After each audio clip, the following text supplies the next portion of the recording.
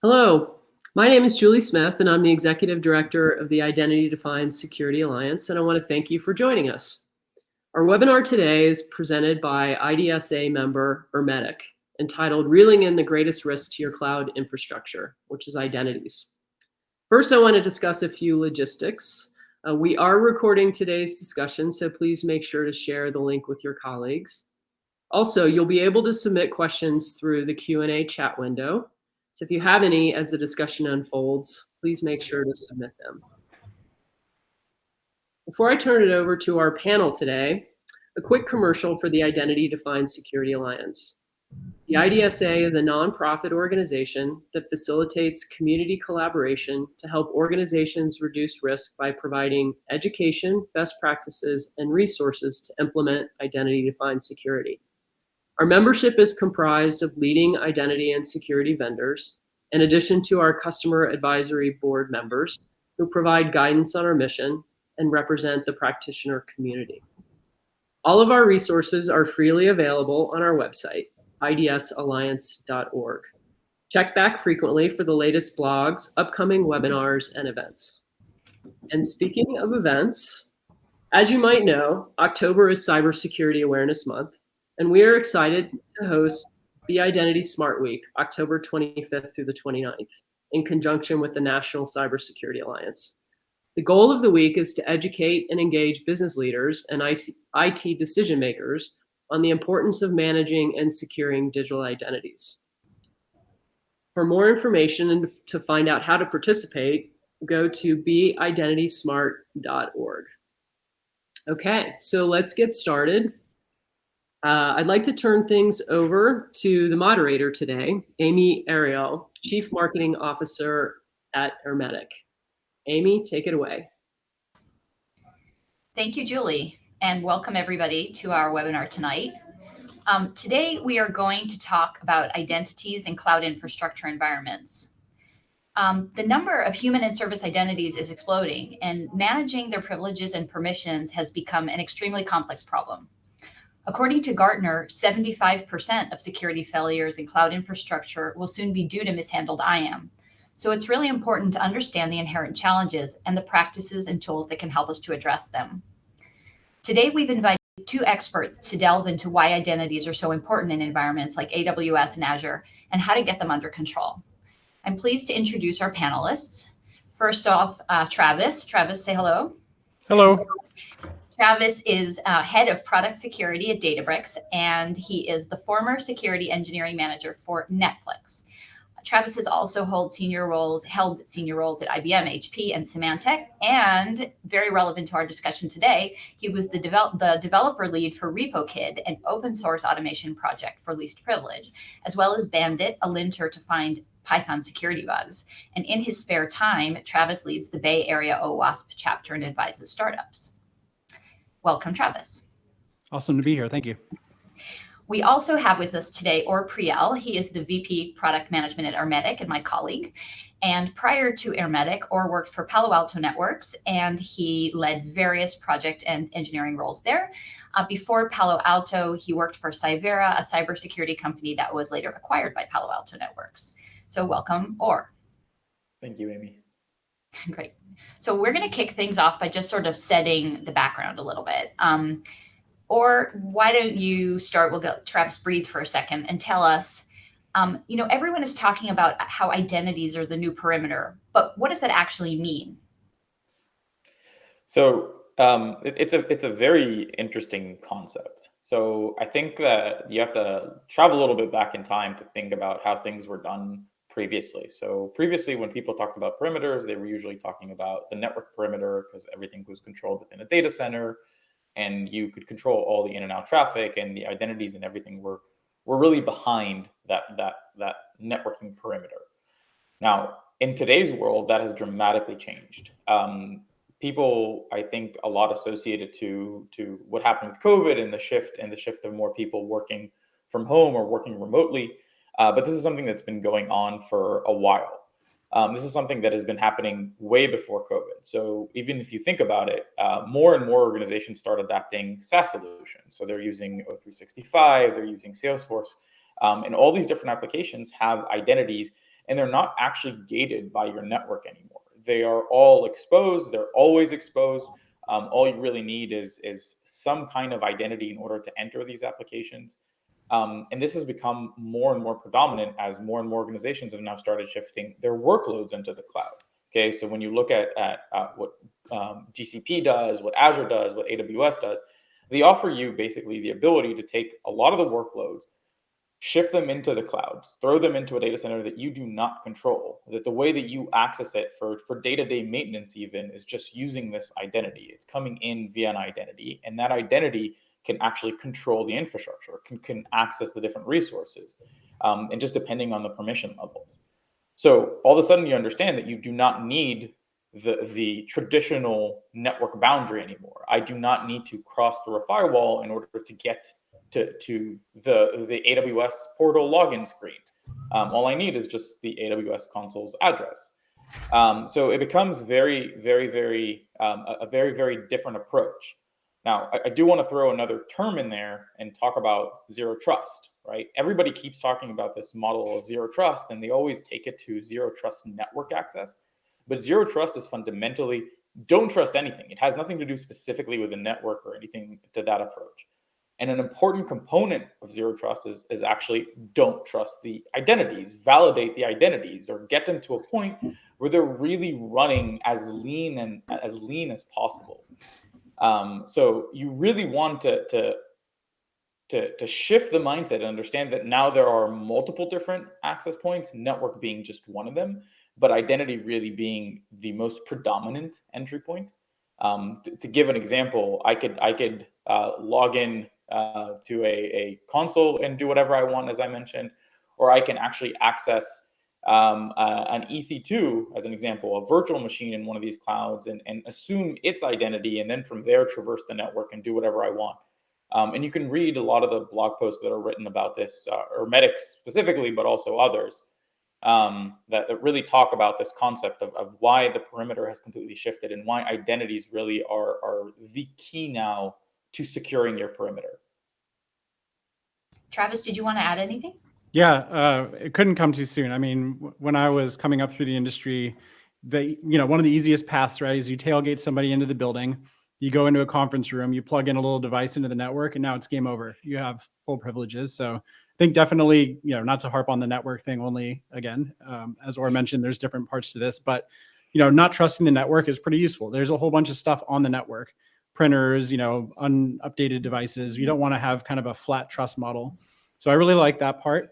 I kind of think of it as, we have multi-factor authentication. So, something something you are, things like that. And this is kind of the shift from like something you have, which is access to a building, to something you are, which is the characteristics of your device. So you have a certificate that can assert your identity.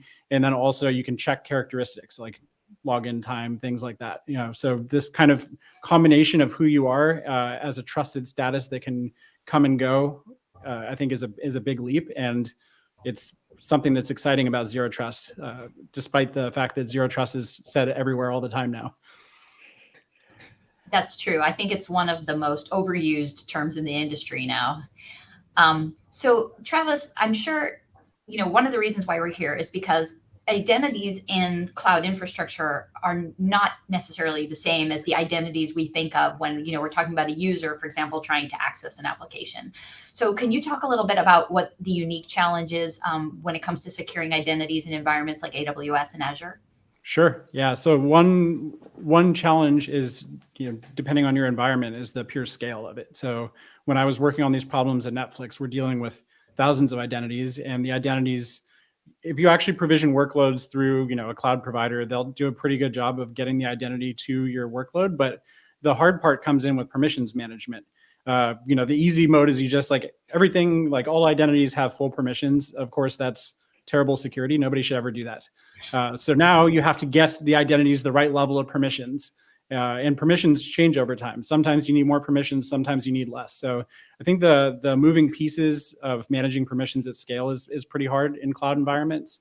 And then cloud environments themselves differ greatly. So what's provided, for example, in AWS to manage identities and permissions is going to look different than what's provided in Azure. So companies that are multi-cloud have to have good skill set in all of these areas, it could be challenging. It's a lot to keep track of. Thanks. Or? Yeah, so I think Travis said really one of the most important things, which is scale. I'll tell you from our experience, when we go and talk to a customer, even the smallest customer, they're dealing with, like Travis said, thousands of identities. And the more that you scale up, you're seeing more and more of those identities. And then the different variant of identities, like people usually associate identities with just human identities, but then you have all the machine identities that are involved in this mix too. And the more I'll call it cloud, the more cloud that you adopt, you end up having more of these identities because you shift away from just having a bare metal machine. You shift into segmentation and using Kubernetes and all these other tools that all of a sudden require more and have more complex models within them. So you have to not just control all of a sudden just the identity of the cloud provider, but all of a sudden the identity within the Kubernetes cluster, as an example. So you're multiplying all these identities and you end up with a lot of them. And actually understanding how each one of them acts and what they actually need is a very, very hard task. Travis was talking about the model between different clouds, but yes, that is one problem. But even if you take a single cloud, just understanding what a user or what a machine needs within a single cloud is a very, very difficult thing to do. Travis said, I can give everybody access to everything, but then I would be completely insecure. Or I can go to the other method, and like Azure, for example, offers a function that's called PIM, which allows you to give permissions sort of as needed, which is a lot more secure, but not really realistic for everybody. So you have to find your way somewhere in that model to get to a point where you can really secure your identities first, like really get them to a point where they're running in that least privileged state, so that they only have the permissions that they need and nothing else. Just to build on what Or was saying, the sheer complexity of IAM in various clouds is staggering. So in AWS, there's thousands of permissions. And then, that's just the permissions themselves. Now you talk about the resource access kind of matrices. So like these permissions to these resources, and then conditionals, like only under these conditions, and certain conditionals only work for certain services. It gets really complicated to the point where AWS invested in Zelkova, which is a kind of automated reasoning service to tell you, hey, just try my policy here and tell me what it can do. It's that complicated that you need some kind of machine help to understand, in some cases, what these things do. And Travis, could you maybe expand a little bit on what are the differences between trying to deal with machine identities or service identities and human identities? Yeah, totally. So machine identities can be pretty static. So you have an application and it needs to do certain things. And generally that doesn't change too much over time. So, application needs to access 3 services. Maybe you add a new feature and you need to add access to a few more services and resources. But it's fairly static. Where it changes is when the application stops being used. So actually recognizing an application that's not in service anymore and trimming back the permissions, I think that's one part of it. Humans, on the other hand, are vastly dynamic. So they're changing what they do all the time. There's team changes when they have new functions and responsibilities. There's, oh crap, something's on fire and I need to escalate, get some new permissions to go and manage a resource that I don't usually touch. When we were doing some anomaly detection in my previous role, we would notice things that looked really scary. And then when we asked the developer, like, what's going on here? They're just like, oh yeah, I'm just messing around. I'm just trying some stuff out. So yeah, humans are very dynamic, and it's much harder to come up with kind of a one size fits all profile for a person than a machine, in my experience. Yeah, and I do want to add one more thing. The process. So we have to remember that and this goes with the shift into the cloud. The people involved have actually shifted. If before everything was really controlled by a single organization, usually reporting up to the CIO, InfoSec, IT, it doesn't really matter what you want to call them. Today, the model is very dispersed. Like Travis just said, you have a developer all of a sudden with developing an application or needing resources. And I don't want to call it necessarily laziness, but a lot of times it's just lack of knowledge. Travis mentioned there are thousands of different permissions. If you look at a single service, it's like the most popular service, S3 in AWS. It has over 100 different sets of permissions that you could actually grant to that one service. So not everybody knows what every permission does. So they sort of guess. They'll be like, oh, this sounds like the right thing I need to do. So I'll give him this, this, and this, and this. And then you end up still, even for a machine identity, with a machine that is overprivileged because there was a lot of guesswork involved. The documentation is very long. You have to really sit there and sort of decipher it in order to even understand, for a static identity, for an identity that does one action, what are the exact permissions that I actually need? It's not a very easy task, and even more so when you give this to people that don't necessarily care about security. That's not their forefront. That's not the first thing that they think about. They think about, how can I get this out the quickest? They'll just take a shortcut. Worst case, they'll give them permissions to everything. Best case scenario, they'll give them permissions that they don't need, but not everything. Totally. Yeah. And it's always, hey, yeah, I'll just get it working now with the vaster permission set, and then I'll trim it down later. But guess what? People always forget to go back and trim it down. It's like, oh yeah, I'll fix it later. Absolutely. But sometimes later doesn't come. And from what you guys are saying, that once you get to later, it's also not a simple thing to do. It's very difficult to go back actually and figure out what you did wrong, or what optimally needs to be right now. Also, listening to you guys, one of the things that occurs to me is that there seems to be like a chain here. So if I'm a human, but I'm accessing a machine, then the machine's permissions and entitlements then become mine in a way. Yep. Absolutely. Yeah, so, Absolutely. so that must make it even more difficult to investigate ultimately. Totally. Yeah, this is one of the common attack vectors, right? Is you go as an attacker, you go get access to a machine that has more permissions than you have. And yeah, unfortunately, the restrictions to prevent you from getting in there are looser than what you have applied to yourself. Mm-hmm. Yeah. So Travis, like I said, when I introduced you, you are an actual pioneer in this field. Since you developed RepoKit, can you just tell us a little bit about that? Like, how did that come to pass? What are the beginnings? Sure. Yeah. So I have to give credit where credit's due. Jason Chan and Patrick Kelly were working on this problem at Netflix before I came. Basically, we want to use the data that the cloud gives us about the APIs. What are identities actually performing with APIs? And we want to take that to apply least privilege. So both ways, right? If we see that permissions exist and they're not being used, we can take those away. Of course, we need to provide an easy path to get them back. And similarly, with CloudTrail, you can actually see if identity is trying to perform an action and it's denied in some cases. So in those cases, we actually want to suggest policies for our users, the engineers, to make things easier. So basically, the way this started, I think AWS released Access Advisor and CloudTrail, and these were great data sources. And folks at Netflix recognized that this would be useful to do automatic least privilege.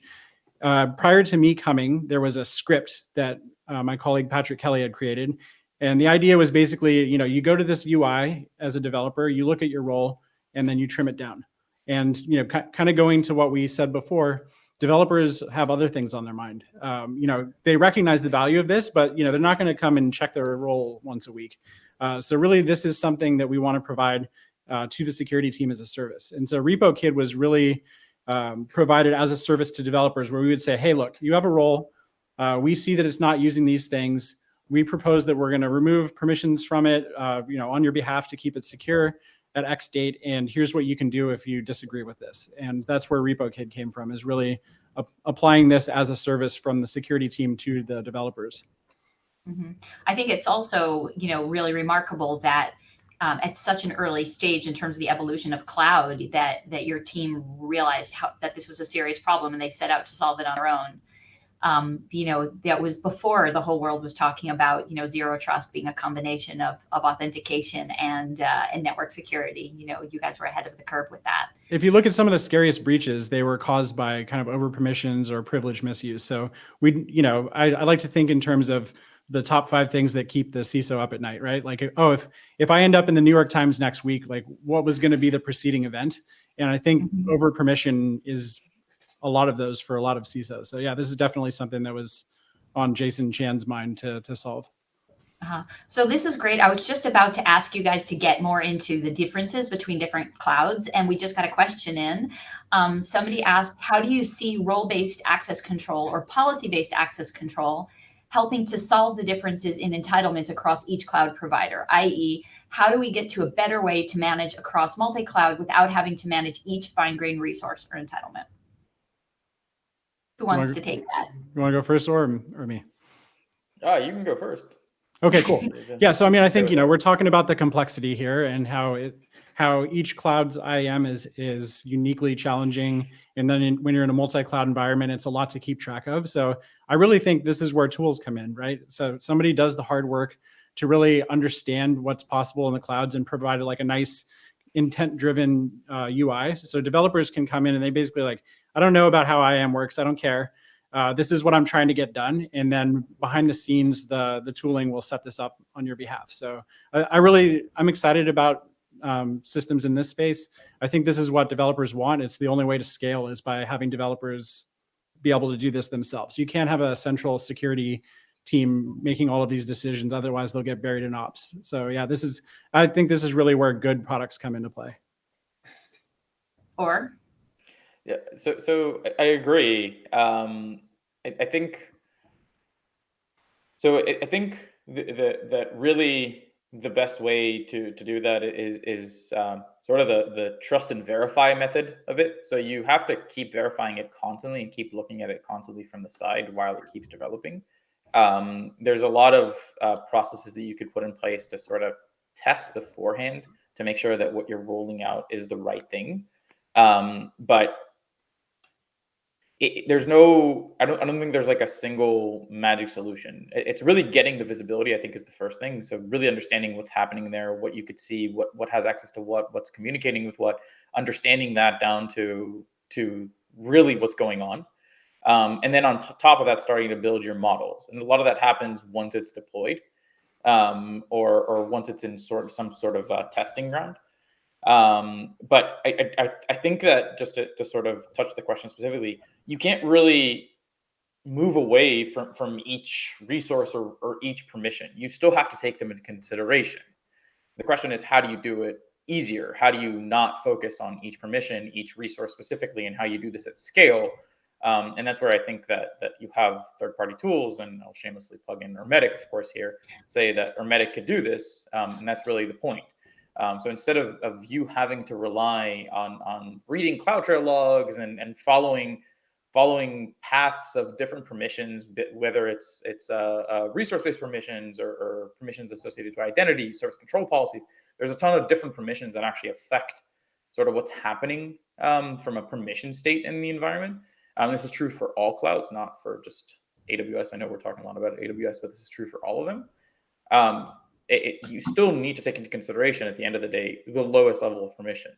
Again, to state an example, I could give a permission to a bucket that is never called in any other permission statement but the resource statement, the resource policy, okay, and still give you full access and be able to do whatever you want. And then something that we see very often, that a bucket is publicly exposed via the resource-based policy, and anybody can do whatever they want to that bucket. So I don't think you can really avoid doing it at that level.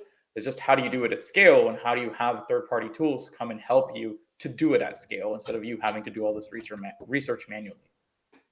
Well, or I'm going to ask you, I mean, if, for example, if you use automation, whether it's through an open source tool like the one that Travis worked on, or through a platform like Ermetic, if you use an automated solution in order to right size a role, for example, then can you then safely apply it to additional principles so that in effect, you don't have to keep checking it over and over and over again once you've right sized it? Absolutely, and I think that's sort of the beauty of these tools. They do the tracking for you. They give you the visibility. They show you exactly what's happening. They tell you constantly what the effective permissions need to be. Because as Travis said earlier, like, things change. Like one team that had X responsibilities might now have completely different responsibilities. So their permissions have shifted and changed, and they don't no longer need it. People leave the company, and that's things that you need to track. And again, a lot of it depends on how you deal with the identities. Like, are you using what's it called? Let's say like an external identity provider to one of the clouds and using that for federation in. Like, so you need to all of a sudden track it from even a location further. Like, you have to understand, okay, that identity no longer exists, but the identity that it was federating into in the environment still exists. Like, that didn't get deleted when I deleted his Okta user, as an example. Sorry, go ahead. Oh, you go. Continue. So I was going to say, you could absolutely take this model and apply it, but I think the ultimate goal, really for anybody, should be to get a policy in place per identity and how that identity functions.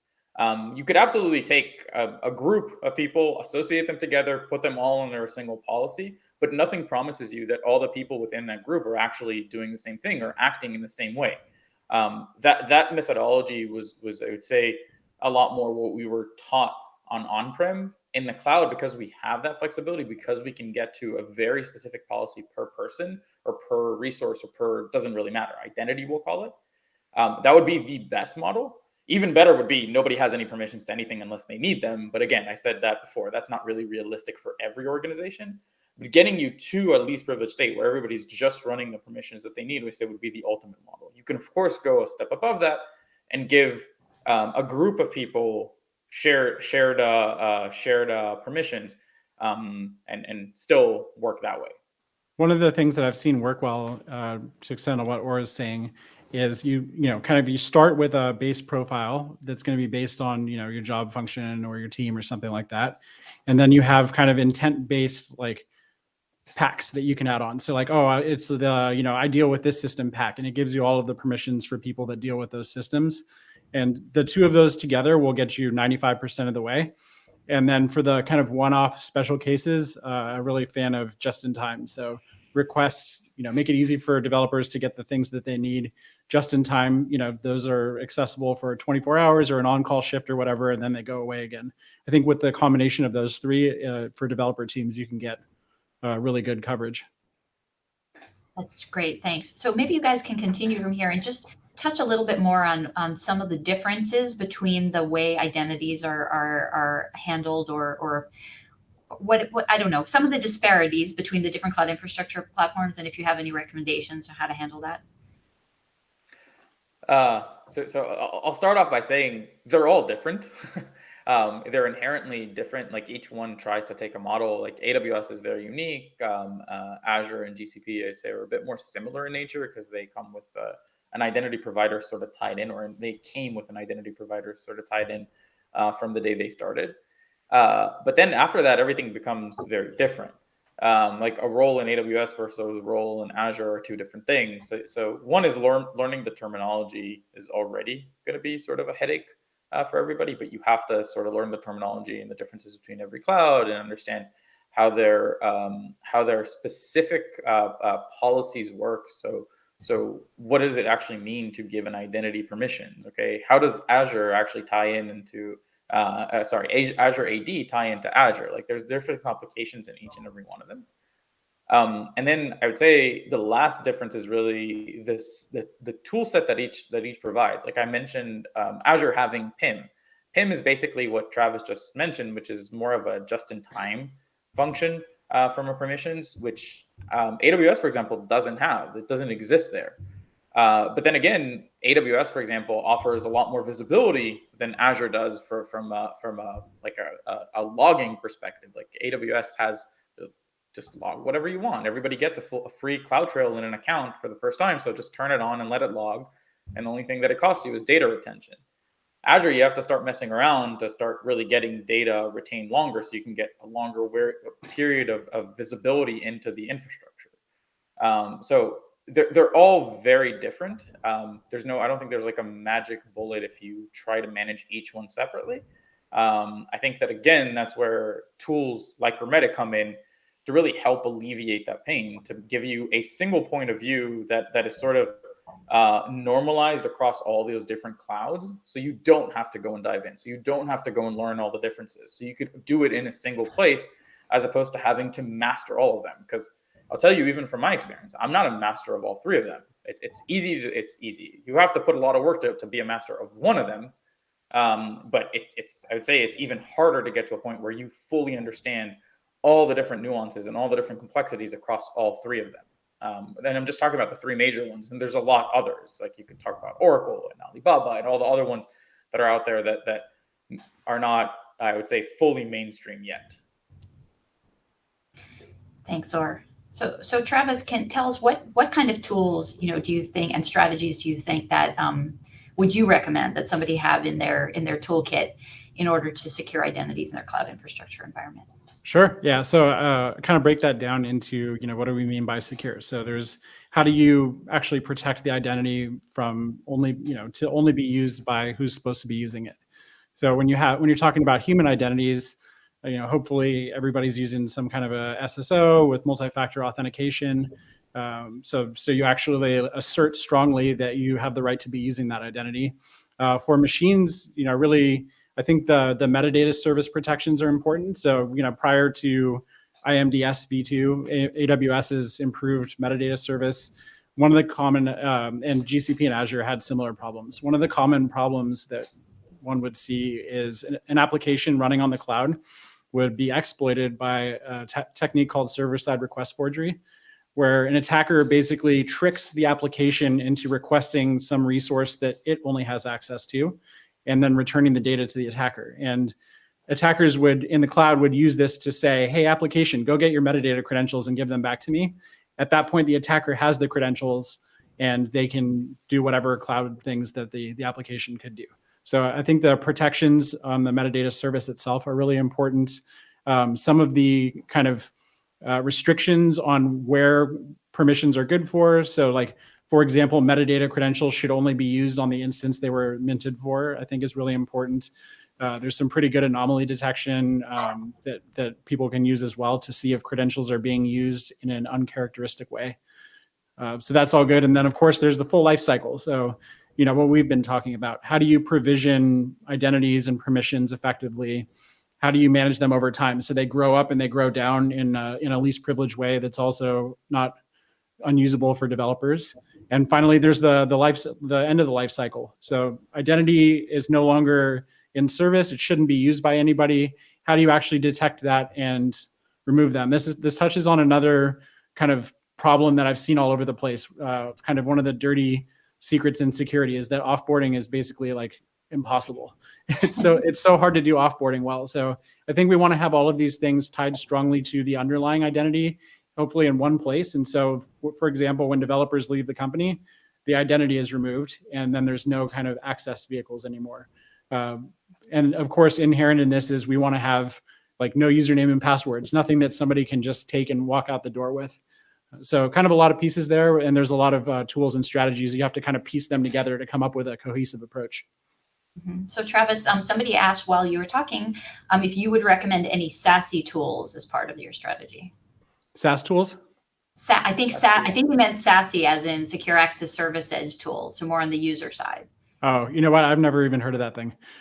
Maybe Or can take it. Yeah. There's a new acronym for me. Yeah, I think I would say that, SASE tools are more, or SASE solutions is much more than a tool, of course. It's more geared toward securing user access to the application, whereas we've been talking today more about how you secure identities inside the application. And I think that question is indicative of a confusion, for all of us, I think throughout the industry, when we talk about identities, that, and an identity is you and me, and it's you and me when we, up until the minute we access the application, but then there's a whole world of identity that takes place inside the application. And that's where we come into a lot of the headaches and that we've been discussing today. And I think that it's really unclear to a lot of people where that line crosses. I'm going to go research SASE after this. Yeah, so I just want to add and say that I think you absolutely should use a SASE tool. Like I can mention vendors again and talk about who does this, and there's pros and cons to each one of them. But as Amy said, it's all about that initial access. But the question is, once you've accessed, what's different?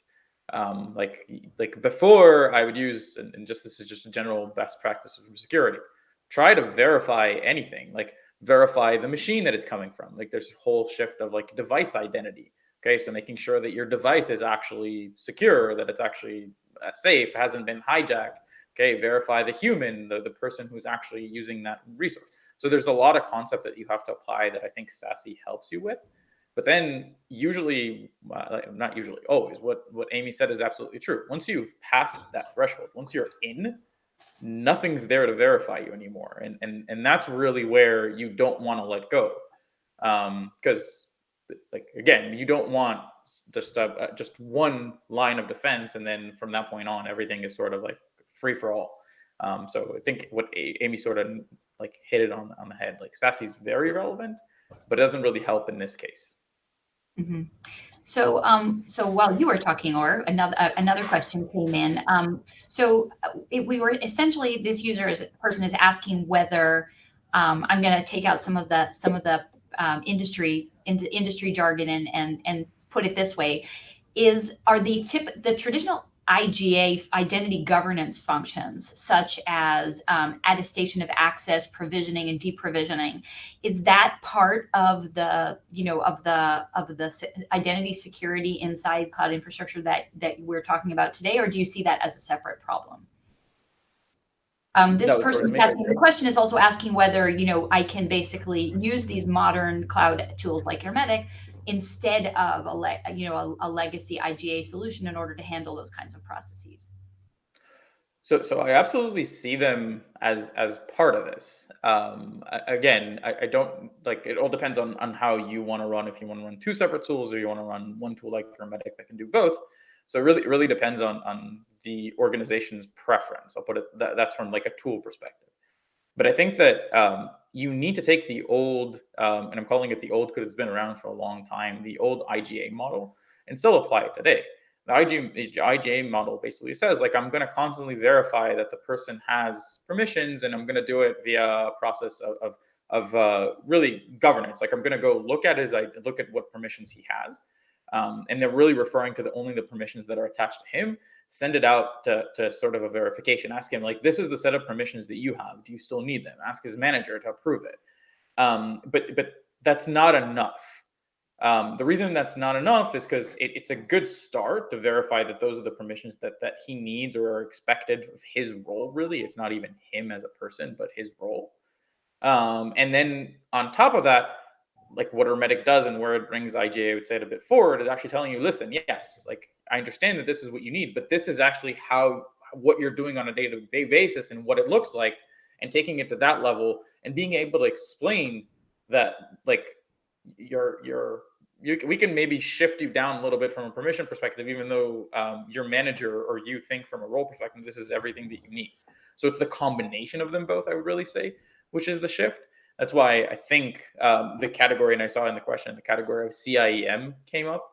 So I think CIEM really is sort of the evolution. It's not just IGA, but it includes the IGA functions as part of it. So I think the answer is absolutely. Travis, did you want to add something there? Yeah, no, I was completely agree with Laura. I think, IGA doesn't go away. It's just, this is a IGA next generation. The IGA solutions that I've seen haven't kept up well for cloud native workflows, and really the market demands tools that are going to provide the same capabilities and more, but for the way that a lot of companies work today. Mm-hmm. Thanks. So that brings us very well along to the next topic I want to talk to you about, which is responsibility. So as we're talking about these different processes, whose responsibility should they be, or whose responsibility are they de facto today? Is this security, DevOps, developers? Travis, why don't you start? Okay, cool. So I think that my philosophy is that developers are responsible for their service, full stop. So they, in the same way that if it goes down at night, they're not, what I've seen is that they're not going to say, hey, ops team, go get my service back online. They're going to get paged and they're going to fix it themselves. So, this full like kind of DevOps model where developers own everything. Now, with developers having that much responsibility, we need to provide tools and services for them that make that easy. So security's job, in my opinion, is to make it really simple for developers to effectively secure their service. So this is, in the application security space, this is solutions that make classes of vulnerabilities go away, that the developers can just integrate with. So like, hey, use this framework and you don't have to worry about cross-site scripting. This is the model that you should use to interact with database so you don't have SQL injection. These are the kind of services that security, in my opinion, is responsible for providing to developers. So it's it's sort of a shared responsibility model with the ultimate responsibility on the developer. Similarly, we're talking about, hey, developers need to have secure roles. If the application gets compromised, then they're going to go straight to the developers and say, hey, like, why did this happen? So developers should feel responsibility there. And it should be up to security to make that really simple for them. It's like, hey, opt yourself in, or even better, just opt in by default to this thing that's going to make your role least privilege, and a lot of risk will go away. I think this is how it works best, is basically developers are responsible, but security provides services. Mm-hmm. That's great. Or would you like to add anything? I sort of to reemphasize and say, I think it's everybody's responsibility. I think that security has a responsibility, DevOps has a responsibility, developers have a responsibility, and it's just each one of them goes in a layer deeper to sort of emphasize what Travis says. Like, the developers are responsible for their specific application. They have to make sure that it's always running in the most least privileged method, that the identities within the application are running in that least privileged state. Then you go a step back and you look at the DevOps. The DevOps are usually in charge of the infrastructure. They're in charge of making sure that the developers have the resources in place that they need in order to actually build their application, right? But that infrastructure also has permissions. It has identities. It has a lot of different components, has groups for different permissions that are in there that need to be managed, that the developer might not be able to see or does not have access to go and change. And then the DevOps people have to go and control it. And I think Travis sort of said it correctly. The security team has sort of shifted from the on-prem world to the cloud world, where they're a lot more about visibility, about being able to demonstrate and show you what gaps you have in place, guide you on how they think you need to fix them. But the ultimate responsibility is for the DevOps and developers to go and fix it. I, as a security practitioner, can't decide tomorrow to go and change permissions for a given application, just because I have no idea what the eventual repercussions. Like, they might have given those permissions knowing that there is a feature coming out that needs to be part of that application, and they're just sort of giving it in advance, which is not still the best security thing, but still, like, it's needed. It's permissions that are going to be needed in like a month. So everybody has, my point is, a little bit of context that the other one doesn't have. So I think everybody working together in this unison really is the ultimate goal here. And again, the question is, you're collaborating between a lot of different teams, and there's a lot of different functions involved. It's making sure that process goes smoothly, that everybody gets that visibility, that everybody has that understanding, that everybody knows what they're responsible for. So yeah. Great. Okay, well, we've covered a lot of ground today, but Travis, I wanted to ask, since you have been securing identities now for quite some time, what did we miss today? What recommendations or tips or best practices would you like to share with our listeners? Sure. Yeah. So I will say, I'm not sure if we missed anything. I think this is a pretty good session. I enjoyed it.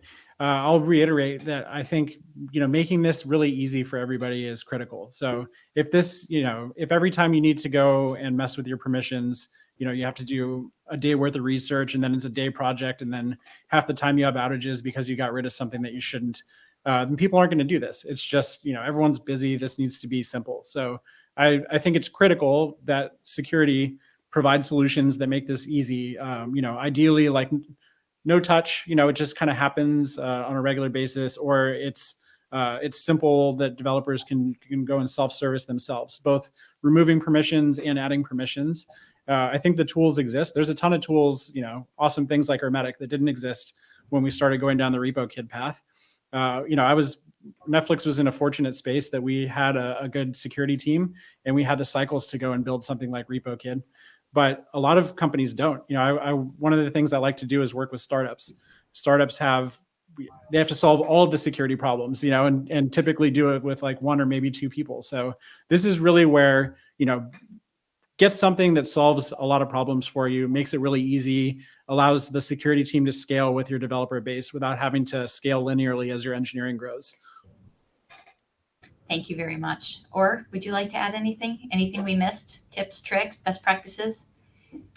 No, I think we sort of touched everything, as Travis said.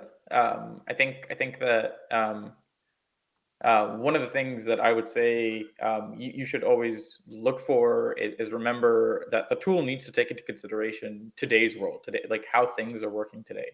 Like I touched about it a few seconds ago, and I was saying, like, the shared model between all these different parties. So taking a tool that just knows how to communicate with security people, for example, it's not always the best solution. Like, to Travis's point, like, you would want the ability for a developer to come in and understand what he's looking at, that it's not just speaking CVE numbers and scores and so on, that really could come and show them what they're doing. So I would always take that into account when you're looking at the different solutions out there. That you might have all of a sudden different personas that are involved here than just the security people. Okay, great. Well, I just wanted to give there an extra moment for final questions to come in. It looks like we covered them all. So I would like to thank you both very much for being here with us today, and say that if anyone has any questions that they didn't get to today, they should feel free to drop us a mail. This is a lot of fun. Thanks for having me. Thank you for moderating, Amy. Bye, everybody. Bye-bye.